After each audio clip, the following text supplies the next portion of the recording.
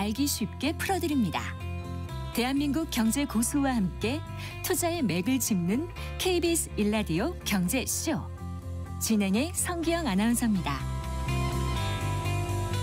4시 20분입니다. 최근 원달러 환율이 치솟자 정부도 이제 고환율 또 원화 약세에 대한 여러 가지 대책을 내놓고 있는데요. 오늘 이 시간에는 우리 원화 약세 원인을 좀 살펴보고요. 어떤 대책이 필요한지에 대해서도 생각해 보겠습니다. 그리고 앞으로 나올 미국과 일본의 통화 정책으로 우리 원달러 환율이 상승세를 좀 멈출 수 있을지에 대해서도 전망해 보겠습니다. 변정규 다이와증권 FICC 본부장 스튜디오에 모셨습니다. 반갑습니다. 안녕하세요. 안녕하세요. 원달러 환율이 1,470원, 80원 왔다 갔다 하면서 이제 거의 1,500원을 이러다 위협하는 게 아닌가 이런 걱정이 될 정도로 계속 고환율이 지금 계속되고 있지 않습니까? 많이 높죠. 네.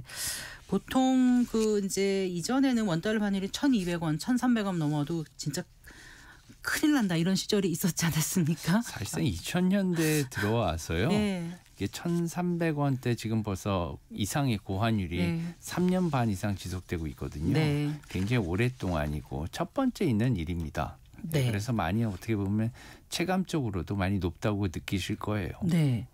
느끼면서도 또 그냥 어떻게 보면 그냥 이게 이렇게 계속 가는 게 아닌가 이렇게 생각을 하다가 어느 순간부터 최근에 한 몇 주 사이부터 이제 이 환율에 대한 걱정들을 부쩍 하는 목소리가 좀 커졌거든요. 일단 다른 나라 통화에 비해서 우리 원화가 유독 약세를 보인다고 생각하시죠? 지금 실제적으로 본다면은요. 네. 1,400원대로 올라오니까 네. 1,300원대하고는 또 체감이 다르실 거예요. 네. 1,400원대는 정말로 2000년대에 들어와서 몇 번 없었고요. 네. 그리고 금방 이렇게 꺼지는 그러한 상황이었는데 이번에 이렇게 계속해서 1,400원대 위에서 그것도 1,450원도 넘고 이렇게 올라가니까 많은 어떻게 보면 우려가 있으신 것도 사실인 것 같습니다. 이렇게 올라오는 것에 따라서 사람들이 또한 얘기하기 좋아하는데 이게 예를 들면 달러 이제 인덱스라고 한다면 네, 오늘은 99.29 이렇게 나오더라고요. 달러 인덱스는 그렇게 많이 안 올랐어요. 네. 오히려 한 1년 전하고 비교를 한다면 1년 전 지금 당시에서는 트럼프 대통령이 이제 당선이 되고 난 다음에 달러 강세가 이어졌거든요. 네. 특히나 이것은 이제 그전 이제 10월 말부터 시작해서 작년 10월 말부터 시작해서 한 2, 3개월 동안 굉장히 빠르게 올라서요. 한때는 이제 110까지 이렇게 올랐었거든요. 네. 그래서 이제 달러 강세가 이어지다가 올해 초부터 시작해서 3월 정도부터 이렇게 내려왔어요. 달러 강세가. 그래서 현재 여름부터 시작해서는 약 100을 중심으로 99, 98 이렇게 낮은 어떻게 보면은 네. 달러 가치를 보였거든요. 네. 그러니까 오히려 이제 달러는 이렇게 어떻게 보면은 강세가 아닌데 원화만 이렇게 유독 네. 환율이 많이 오르나 이런 분들이 많으실 텐데 그러니까 사실 유독 약하다 이렇게 생각하는 거죠. 예, 맞습니다. 예. 지금 이제 통화 가치가. 우리나라 원화하고 엔화 두 개가 상당히 약해요. 약한데 그 원인을 이제 짚어본다면 우선 달러와 원의 기준 금리가 네. 이제 역전이 돼 있는 그런 상황이죠. 엔화도 마찬가지로 아직도 금리가 기준금리 0.5%로 아주 낮잖아요. 일본이요. 네. 예, 네. 그래서 우리나라도 이제 미국보다 기준금리가 2.5%, 미국은 아직 4%니까 네. 여기 이제 차이가 조금 줄어들면 아마 환율도 좀 영향은 있을 텐데 지금 원화하고 엔화가 재밌는 게요. 10월부터 시작해서 9월 말 10월부터 시작해서 두 통화가 그치. 급격하게 약해지기 시작합니다. 급격하게 약해지는 동조화가 나타나는 거예요. 예, 네. 이제 우리나라 원화도 이제 9월 말부터 시작해가지고 1,400원대로 이렇게 상승을 했고요. 엔화도 한 145엔대 네. 이제 달러당 145엔대로 해서 이제 155엔대로 이렇게 급격하게 올라왔으니까. 그러니까요. 네. 그게 이제 가장 큰 이유는 뭐냐면 네. 이제 그 양국의 투자 패키지가 이제 발표되고 난 이후에 이렇게 급격하게 관세 협상 이후 말씀하시는 맞습니다. 거죠? 네. 우리나라도 3,500억 달러, 일본도 이제 5,500억 달러니까요. 네. 요거 때문에 이제 많이 올랐다고 보는 그런 견해가 우세해요. 네. 그렇기 때문에 이것은 이제 어떠한 정부든지 미국의 요구를 어떻게 보면 거부할 수는 없지 않습니까? 네. 그래서 이것 때문에 많이 올랐고요. 네. 게다가 이런 패키지에 대해서 좀 상세한 그 구체적인 그 내용들이 발표되고 난 다음에는 좀 안정되는 그런 추세를 보이고는 있습니다. 다만 이렇게 그 환율 레인지가 급격하게 변화해서 1,400원을 뚫고 빠른 속도로 올라왔기 때문에 네. 이것은 이제 레인지가 변화했다는 것을 의미하거든요. 일단 당분간 1,400원대의 환율은 이제 유지될 것으로 이렇게 보입니다. 지금 그 원화가 유독 약세를 보이고 있는 이유를 설명을 해주셨는데 조금 더 설명을 좀 부탁을 드릴게요. 그 원달러 환율이 이렇게 그 나오는 이유가 뭐 다른 이유가 또 있을 거 아닙니까? 뭐 그 기준금 수출이 좋으면은 보통 아무래도 이제 외화 유입이 늘어서 환율을 네네. 좀 진정시키는 효과가 있는데 예. 지금 우리가 29개월인가 경상수지 흑자 계속 이어가고 예, 있고 또 사실 뭐 외국인 수급이 뭐 증시에서 11월에는 좀 못했지만 하반기에 외국인 매수가 주식이 굉장히 좋았죠. 좋았잖아요. 예. 그리고 이제 아까 금리 차 물론 말씀하셨습니다마는 우리는 지금 기준금리를 네 번째 동결하고 있지 않습니까? 인하하는 것도 맞습니다. 아니고 그런데 이렇게 하락한단 말이죠. 예, 그런 우려들이 사실은 굉장히 궁금하죠. 그 굉장히 어떻게 보면 설득력 있는 다들 이제 주장이시고 모든 걸로 이제 설명이 안 돼요. 그런데 이렇게 올라가는 것은 이제 예를 들면은 원화보다는 외화에 대한 달러에 대한 어떻게 보면은 수요 선호도가 많이 변했다 이렇게 볼 수가 있겠습니다. 예전에는 이제 우리나라 기업들도 달러를 네. 받으면 이것을 바로 환전을 그랬죠. 했었거든요. 네. 근데 뭐 계속해서 올라갈 수도 있는 그런 가능성이 있고 굳이 그럴 필요가 없고 예, 어느 달러로 정도는 놔뒀던 거죠. 어느 정도는 조금 비축을 하는 게 좋지 않을까. 미래에 여러 가지 상황을 대비해서 이런 것들도 있고요. 게다가 그 외화에 대한 어떻게 보면은 유출이라고 할까요? 뭐 서학개미에 대한 그 해외 투자는 이건 아니라고 생각해요. 네네. 왜냐하면은 글로벌 시대 투자에 대해서는 다시 생각해볼 그런 필요가 있는 대목이라고 생각하지만 그 근본 원인이 뭘까를 좀 생각해봐야 됩니다. 왜 그냥 왜 외국에 가서 자산을 살까? 그러면 이제 우리나라 자산에 대한 매력도가 떨어졌다고 볼 수 있는 거거든요. 이것을 이제 진작을 해야 되는데 그 근본에는 우리나라에 낮은 기준금리가 있다고 생각해요. 네. 이제 낮은 기준금리 때문에 우리나라의 매력도가 떨어졌다고 생각하고 과거에 대비해서 이제는 해외 투자가 어떻게 보면은 우리나라뿐만이 아니라 전 세계 나라 사람들이 어느 나라 어디 지역에 자산을 사는 건 거의 자유화가 된 상태예요. 그리고 예전하고 변했고 앞으로는 더군다나 자산뿐만이 아니라 어떤 통화에 투자하고 싶은 통화에 대한 투자에 대한 자유화도 많이 이루어질 것이라 생각하거든요. 지금 그런 것들이 계속 일어나고 있기 때문에 원화가 보다 매력적이고 원화가 더 투자하기 쉽고 이런 것을 이제 계속해서 개발해야 되지 않느냐. 그래야 외국인들도 더 우리나라 원화 자산에 대해서 뭐 투자를 계속할 것이고 우리나라 사람들도 외국인들이 들어오면 그만큼 뭐 자산 가격이 올라갈 수 있으니까 그만큼 투자 매력도가 많이 올라갈 것으로 생각해요. 낮은 금리가 이제 한 원이다 이렇게 말씀하셨는데 그럼 한은에서 지금까지 금리를 낮게 계속 몇 년간 이렇게 이어온 거가 약간 좀 실기 내지는 실책이란 부분이 있다고 보시는 거예요? 아니면 지금 통화량도 또 워낙 늘어나는 그 속도가 오히려 미국보다도 빨라서 GDP 대비 지금 통화량이 너무 많다 이런 지적도 지금 나오고 있거든요. 이제 원화 가치 하락에 그런 것들이 이제 조금씩 다 영향을 줬다고 봅니다. 그래서 기본적으로 뭐 중립금리를 얘기할 때 중립금리보다 지금 기준금리가 상당히 낮게 형성이 되고 있다면 그런 것들이 인플레이션을 유발할 수도 있고요. 게다가 환율에 대해서 직접적으로 통화 가치를 하락시키는 요인이 되기 때문에 환율이 올라갈 수밖에 없는 그런 상황이고 특히나 올해 상반기에 두 번에 걸쳐서 2월하고 5월 기준금리 인하를 단행하지 않았습니까? 물론 이제 한은의 결정을 존중하긴 하지만 조금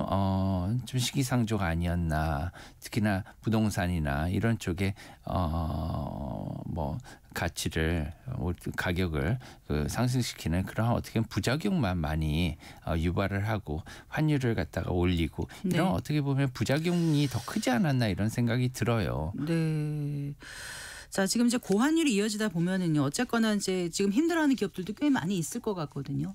그렇겠죠. 그리고 이제 개인들도 뭐 그 유학생이라든가 이런 자녀를 둔 부모님들도 좀 힘드실 것 같고 결국은 지금 당장의 물가에 확 반영된 건 못 느끼지만 서서히 몇 개월 시차를 두고 반영을 할 텐데 그러면 이제 개인들도 어려워질 텐데 어떻게 해야 될지 이제 좀 고민이 많이 되는 대목입니다. 근데 그전에는 한 1,300원 정도에도 굉장히 공포를 느꼈었는데 요즘은 좀 겉으로 보는 느낌은 좀 덤덤하다고 할 정도로 약간 좀 1,400원대를 받아들이는 이런 분위기도 한데 네. 어느 정도 환율이 될 때 우리 경제가 지금 위협이 된다고 보세요? 위협을 받는다고 보세요? 과거에 기업체들한테 조사를 했는데요. 네. 1,200원대 환율이 가장 뭐 어떻게 보면은 심리적으로 안정 편안하다 이러한 서베이가 있었다고 합니다. 네. 그래서 그것은 이제 뭐 십몇 년 전의 일이고요. 이제 코로나 이후에 환율은 많이 올랐고 코로나 이전에 2000년대 평균 환율 한 1,130원에서 1,150원 정도 됐었어요. 네. 그런 거에 비한다면 지금은 과거와는 한 200~300원 이상 올라와 있는 수치라고 볼 수가 있잖아요. 네. 근데 이제 앞으로 이렇게 2000년대 들어와서 1,400원, 1,300원대 이상의 고환율이 이렇게 3년 이상 지속된 것도 처음이고요. 네. 2000년대 들어와서 1,400원대에 네. 이렇게 올라서 오랫동안 2000년대? 2000년대 이후. 네네. 2000년대 이후에 이렇게 1,400원을 예. 오랫동안 하는 거가 처음이에요. 처음이다 이 말씀이시군요. 20몇 년 동안을 봤을 때 네네. 지금 3년 반 동안 1,300원대 이상의 고환율이잖아요. 이것은 이렇게 고환율이 굉장히 오랫동안 지속됐다고 볼 수 있거든요. 네. 이게 처음이에요. 게다가 1,400원대 이상으로 올라간 환율이 한 번, 두 번 있었는데 네. 그것도 다만 며칠 만에 이렇게 해결이 됐습니다. 특히나 네. 이제 미국과의 통화 수합을 통해서. 네. 그런데 우리가 지금 1,400원대 현재는 네. 지금 상당 기간 수개월 동안 적어도 갈 것으로 이렇게 전망이 되거든요. 그러세요. 그러면 예. 이것은 이제 다시금 물가에 빨간불이 들어오고 다행히 외환보유고가 지금 4,100억 달러 이상으로 좀 늘었습니다. 이것은 굉장히 고무적이긴 한데 네. 최근에 또 이제 이것을 뉴노멀이라고 말씀하신 대로 네. 얘기를 많이 하시는 것 같아요. 그렇게도 표현을 하더라고요. 예, 또 영어로 이렇게 주로 new normal 이렇게 얘기한 저는 사실 단어를 별로 좋아하지는 않습니다. 왜 그러냐면 이 단어를 갖다가 이제 당국이나 관계자께서 이제 국민들한테 이것은 이제 새로운 풍속이니까 받아들여야 된다. 심리적 안정감을 줄 수 있는 그런 표현일까요? 네. 이렇게 그냥 받아들여야 된다는 수동적인 의미로 받아들이라는 그런 표현인 것 같아서 개인적으로는 별로 좋아하지 않는데요. 네. 이것은 이제 1,400원대 환율은 과거에 봐서도 상당히 높기 때문에 어느 정도는 우리나라도 금리나 아니면 네. 여러 가지 정책을 통해서 내려야 된다 이렇게 봅니다. 근데 그게 이렇게 다양한 그 변수가 얽혀 있기 때문에 우리 당국의 의지만으로 그게 가능한 건지 지금 이제 정부가 이렇게 환율이 높다 그래가지고 여러 가지 좀 뭔가 좀 안정화 대책을 내놓고 있는 건데 그거 잠깐 설명해 주시고 그게 어느 정도 효과를 볼 수 있는지도 좀 말씀해 주신다면은요. 그래서 이제 증권사들이나 이제 예. 아니면 금융회사들이 이제 해외에서 이제 해외 상품 많이 판매를 하잖아요. 이런 것들을 통해서 이제 그 달러나 아니면 엔화나 다른 외국환을 갖다가 매수하는 그러한 거래들이 많이 늘어나고 있습니다. 그러니까 이런 거래들이 많이 일어나면 예를 들면 우리나라 그 투자자가 해외 상품을 샀어요. 네. 아마존이나 테슬라의 주식을 사거나 아니면 해외 ETF를 사면 네. 해외 금융기관들이 운영하는 ETF를 사면은 달러나 이런 외화를 사야 되지 않습니까? 그러면은 외화를 사게 되면 원화를 팔아야 돼요. 그 과정에서 환율이 다시 올라가게끔 되는 거죠. 왜냐하면은 달러를 매수하는 그러한 거래가 일어나기 때문에. 네. 그래서 이런 거래들이 자꾸만 이제 환율을 상승시킨다 보고 이제 당국에서는 이런 거보다는 이제 우리나라 네, 예. 금융 상품을 팔라고 이렇게 얘기를 하시고 네. 특히나 이제 기업들 과정에서도 이렇게 가지고 있는 달러를 환전을 시중에 환전을 독려하는 이런 네. 모습인데요. 이렇게 어떻게 보면은 이런 것도 괜찮은데 보다 근본적인 문제 문제를 살펴봐야 될 것 같아요. 그것은 아까 제가 말씀드린 중립금리에 따른 기준금리 결정, 네. 게다가 우리나라 이제 자산 가치 밸류업이나 이런 걸 통해서 네. 이제 우리나라 자산을 외국인들이 더 많이 살 수 있도록 네. 유입을 장려하는 그런 책을 하면 우리나라 투자자들도 다시 우리나라로 회귀하지 않을까 이렇게 생각해요. 그게 어떤 방법이 있는 거예요? 그러니까요. 그렇게 된다면은 좀 약간 기준금리가 지금 역전이 돼 있는 상태에서는 힘들다고 봐요. 네. 예를 들면 이제 과거에 얼마 전이죠. 코로나 이후에 미국이 기준금리를 5.5%까지 네. 올리지 않았습니까? 네. 그때 상당히 어떻게 보면은 미국이 굉장히 화랑이었어요. 그래서 미국으로 주식을 사려는 매수세가 굉장히 많이 유입이 됐고 그 주식을 갖다 계속해서 매수하고 들고 있지 않는 투자자도 많아요. 그렇게 하면은 그 기간 동안에는 예금을 한다든가 아니 금리 상품을 사겠죠. 그런데 그 당시에는 미국의 기준금리 상당히 높기 때문에 5%대였기 때문에 예금을 하더라도 굉장히 높은 달러 예금 금리를 받을 수가 있는 거예요. 네, 그러면 네. 투자에 있어서 굉장히 매력도가 높은 상황이 되겠죠. 네. 반대로 본다면 일본의 최근 상황을 볼 수가 있어요. 얼마 전까지만 해도 일본은 마이너스 금리 아니었습니까? 네. 그 당시에 일본은 굉장히 어떻게 보면은 마이너스 금리는 투자가 늘어나야 되는데 그렇지가 네. 않았단 말이에요. 왜 그러냐면은 마이너스인데 이 통화를 내가 왜 사? 이렇게 생각하지. 왜 이자가 없는 통화는 매력도가 없습니다. 그러니까 싸게 빌려서 이제 해외에다가 예. 투자를 하고 많이 됐지 이것은 이제 않습니까? 극단적인 두 달러와 네. 엔화의 비교였지만 네. 우리나라는 지금 그 중간에 있는 거예요. 그렇기 때문에 우리나라가 지금 여타 다른 나라보다 기준금리가 상당히 낮은 편이고요. 게다가 시장금리 또한 뭐 장기채 금리로 본다면 독일이나 아니면 영국이나 네. 미국은 물론이고요. 일본하고도 지금 30년, 20년, 30년 국채부터는 이제 금리가 역전돼 있거든요. 네. 그러니까 이런 상황을 조금 고려해야 된다고 봅니다. 예, 지금 이제 잠깐 그 일본 말씀하셨는데 그 일본이 그 이번에 이제 18일에 금융정책결정위원회 BOJ가 있지 않습니까? 맞습니다. 거기서 기준금리 인상할 거라는 그 일본은행 총재의 발언이 있었어요. 이제 이렇게 되면 캐리 트레이드 청산이 되면서 좀 자금이 이제 다르게 이자가는 다르게 이동을 할 테고 그러면서 이게 전체적으로 글로벌 금융시장에도 영향을 주지 않을까 이런 얘기까지 벌써부터 나오는데 그 부분은 어떻게 보세요? 워낙 일본 전문가시니까. 엔캐리 청산에 대해서 얘기가 굉장히 많죠 요새. 네, 예. 특히나 이제 지난달에 벌써 이제 로이터를 통해서 처음 보도가 가능성이 제기가 됐었는데 실제로 이번에 우에다 총재가 공식석상에서 다음번 뭐 다다음 주죠. 네. 다음 주 금요일이죠. 예. 18일 이제 금리 결정이 18일 목요일, 네, 금요일입니다. 금요일인가요? 예, 금요일입니다. 네. 다음 주 목요일은 이제 FOMC가 있고요. 네. 그런데 여기서 이제 금리 결정에서 금리 인상을 할 가능성이 있다는 것을 벌써 시사했어요. 네. 그리고 이제 우에다 총재 같은 경우에 전임 구로다 총재와는 달리 돌다리도 두드리고 가는 그런 성격입니다. 네. 이제 알려주고 가시기 때문에 네. 이제 이번에는 금리 인상이 거의 결정된 것으로 이렇게 파악을 하고요. 네. 다만 지금 엔캐리 청산과 관련해서는 아직은 크게 우려할 사항은 아니다. 아직도 어느 정도 시간이 남았다 이렇게 봅니다. 왜 그러냐면 엔화 약세가 중단되어야지만 네. 이 엔캐리가 네. 그렇겠네요. 이제 청산이 되는 과정이 일어나는데 예. 현재까지는 지금 부행책과 여러 가지 금리 인상에도 불구하고 네. 재정 뭐 부담이 커지는 상황이기 때문에 엔화가 당분간은 약세를 지속할 것으로 전망하기 때문에 네. 청산은 당분간은 이루어지지 않을 가능성이 크다 이렇게 봅니다. 시간이 많이 지났는데 하나 더 여쭤볼게.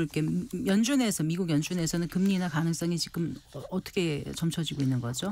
한 달 전과 완전히 변했죠. 네. 한 달 전까지만 해도 연준의 금리 인하와 그다음에 이제 동결 가능성이 50대 50 팽팽했는데요. 최근에 이제 이런 것들이 금리 인하 쪽으로 굉장히 많이 선회한 상황입니다. 따라서 네.